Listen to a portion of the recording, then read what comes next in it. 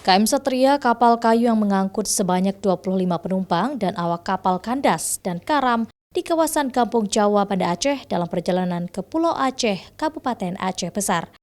Kapal yang berangkat pada pukul 14 tersebut kandas pada pukul 15 waktu Indonesia Barat karena dihempas ombak.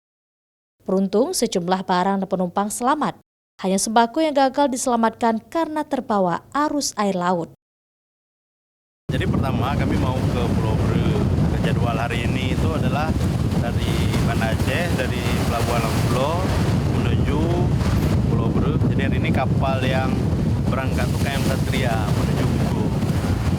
Jadi udah pas berangkat biasa, pas mau keluar dari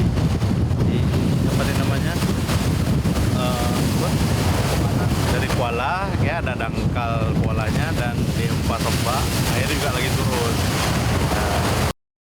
Penumpang yang gagal berangkat nantinya akan diberangkatkan pada esok hari dengan kapal lainnya.